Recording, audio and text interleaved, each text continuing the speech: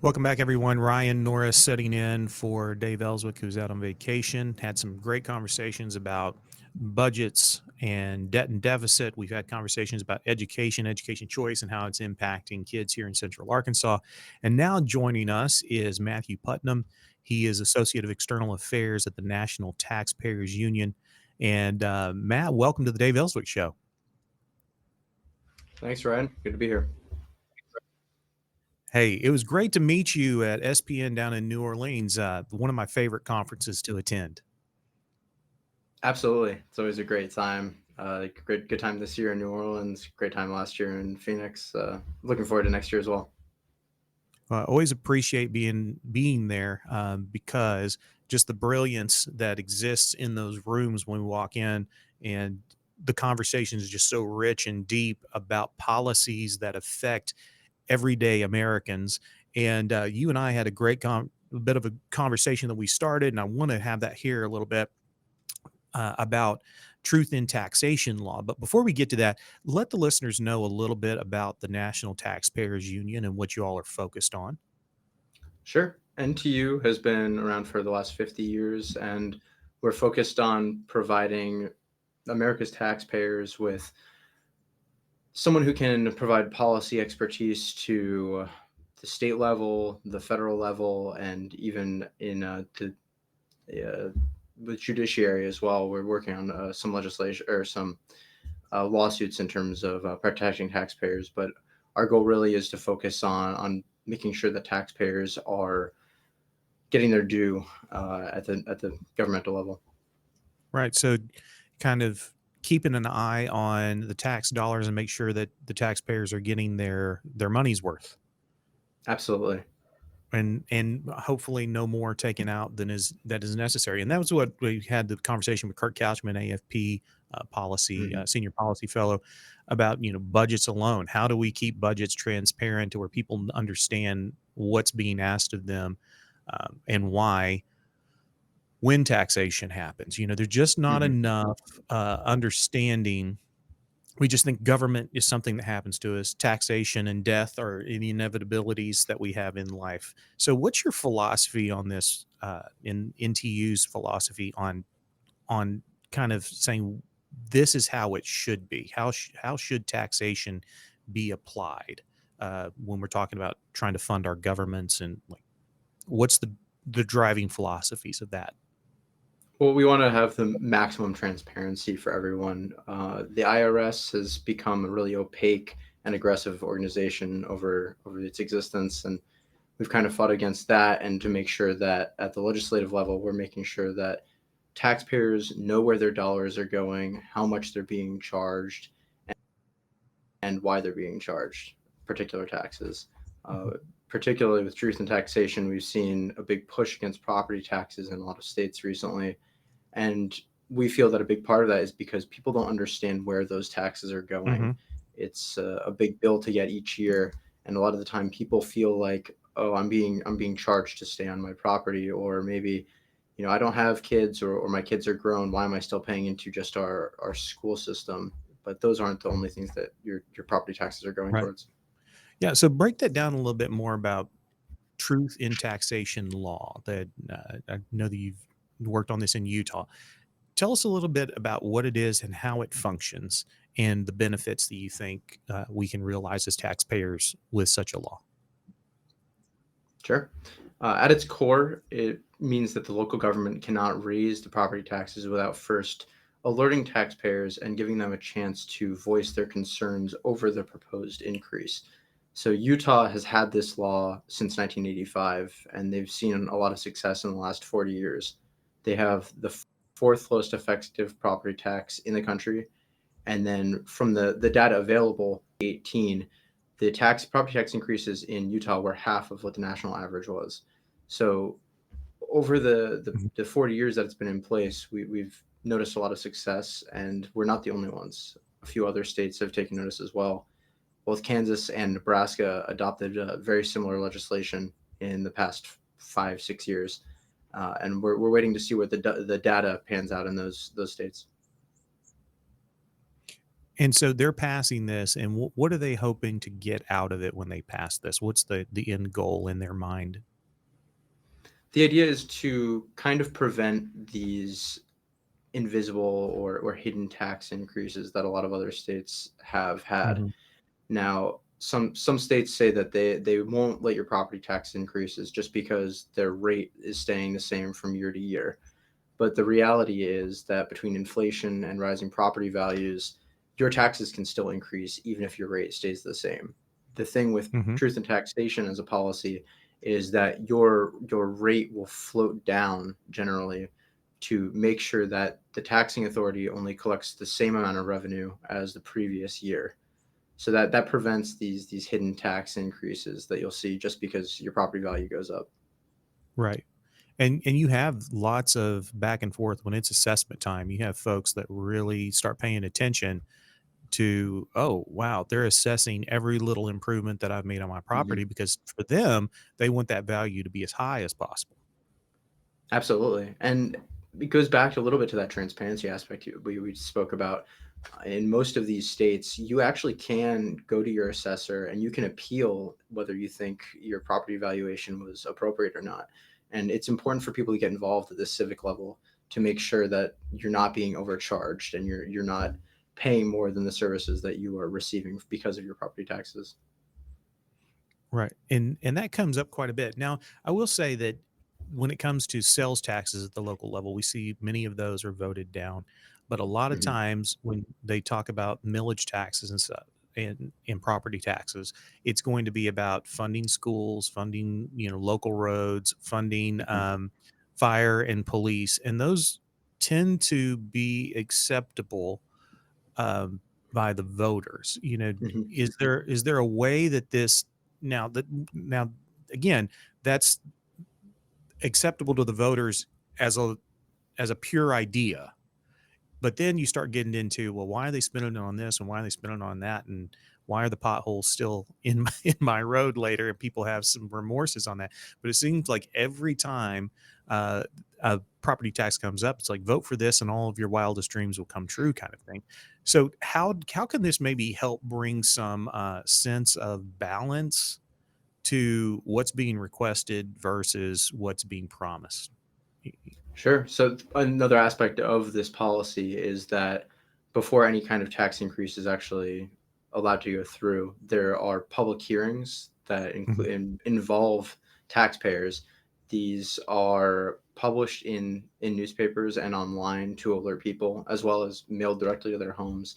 And taxpayers are encouraged to come out and let their voices be heard about how they're feeling about their property taxes being used. And the people in the taxing authority, the people that ultimately will vote on whether or not the tax is increased, they have to explain to the taxpayers why they think that this is a warranted increase, what that money mhm. is going to go to. So it really provides accountability in terms of where your taxes are going for this taxing district.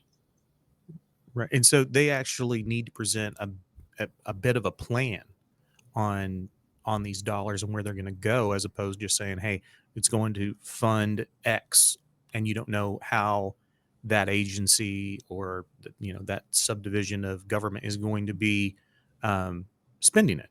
And so that gives you a little bit of clarity that you can hold them accountable to, um, over the course of that tax. Right. It's not as common at the state or federal level, especially, but that level of disclosure is important, and we think that taxpayers have a right to that. And this encompassing law, these elements are a way to achieve that at the local level. And I think that that's very important because not all taxation that I pay do I think is unacceptable. There are things that I pay that if it's going to make sure that the fire department's running, that the police department's running, that my roads are safe. Those things I can wrap my head around. Be like, okay, I see the public good in me contributing to that. A lot of times, these taxes that AFP has been a part of that have gone down, we don't even have to do much except say, here's what they're saying they want to do with it. And the more that is omnibus and isn't detailed, the more unlikely it is to pass. If there isn't really like a real plan for it, voters balance that out and say, well, this is money in my pocket now that I can spend my way, the best way that I think for my family, or it could be taken and utilized for these other things. And if there isn't really a good solid plan for it, every single one of those taxes have I seen go down. And that's kind of how we evaluate what we're going to get involved in at the local level. Like, does this make sense? Does it make sense? Is it going to public safety issues? And maybe we'll get involved with it, maybe not. But Sure. in general, it's about, can I wrap my head around what my government wants to do with my money? Right. People want public services, and to say that you are in support of property taxes being used in that way doesn't mean that we think that local governments couldn't trim a little bit of their budget, right? It Mhm. doesn't mean Right. that there isn't misspending, but people do want access to their roads and their fire services, their sewage, their water, whatever your individual district provides with that property tax. Right. Right. And you know, the other thing about these two that I've always found fascinating is how few people, when it comes to a time for a vote, actually participate in the vote. And so you Hmm. have huge amounts of money being in taxation and increased taxation that 1, 2, 3% of the voting, the eligible voters actually are the ones having their voice heard on. And we see that all the time, voter participation rates in these special elections, particularly. Now, Arkansas Hmm. has fixed that a little bit to where now you have to have your elections at the standard time in the spring and in the fall. But so many times we saw localities, particularly local governments, would say, all right, we're going to have this vote. It's going to be on February the 14th on Valentine's Day, where, we're going to have it on Christmas Day, is when the vote is. And they could whip that vote for their side to get there out to the polls and be that 1 or 2 or 3% of the voices heard. So this kind of seems to help in truth and taxation law, helps promote what is being requested to be spent on with these tax increases, which I think would possibly help with voter participation being increased. Absolutely. And we really do push for that aspect of advertising when these public hearings are. It's absolutely vital to for this because people need to have their voices. They need to be involved in this process for where their dollars are going. Local officials crafting this on their own, making decisions about tax increases and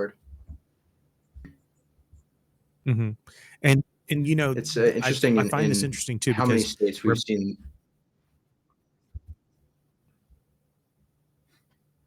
mhm. Please go ahead. I think there's a delay. And so how do you? Yeah, a little bit of a delay, but do you think we got a break coming up? But what do you think the opportunities are for, say, a state like Arkansas? Is this a policy that NTU would be interested in working with us on? Absolutely. We've been working with state legislators in quite a few states, and Arkansas definitely has the capacity to adopt this truth and taxation model. Right now, there are several rate limits across the city, the county, and the school district level that make property taxes pretty varied across Arkansas.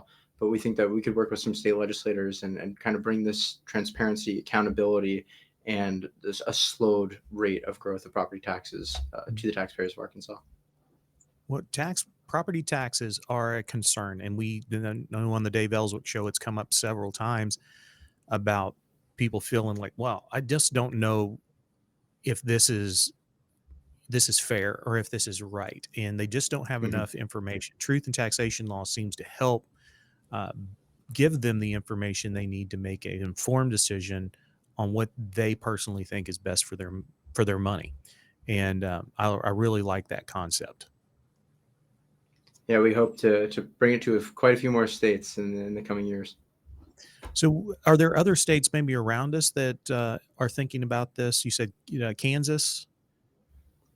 Yes, Kansas adopted, I believe, in 2021. And again, we're waiting on some of the data, but the preliminary results look pretty promising in terms of how this law has been effective.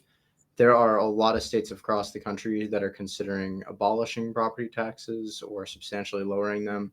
And we think that this Hmm. is a much more pragmatic way of approaching the dramatic increases in property taxes without completely undercutting the services that their communities are allowed to or able to provide to them, and completely hobbling the state or forcing the state government to take over those functions.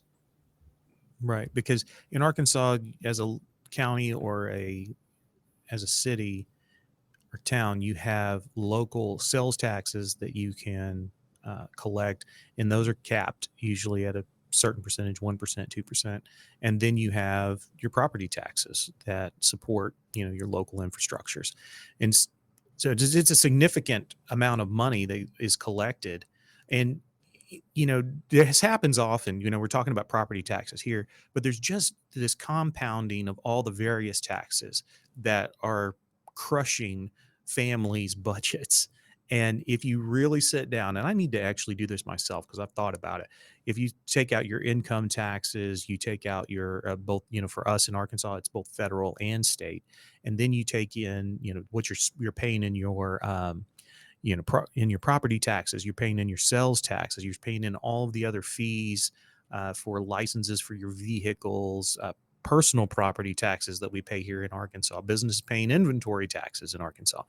When you put that all together, it is a significant sum of money. And so I think this truth in taxation would be helpful in helping us balance some of that out. But we're getting close to a break, and we'll be back right after this break, finishing up with Matthew Putnam. He is associate of external affairs at the National Taxpayers Union, and talk a little more about truth in taxation and property taxes.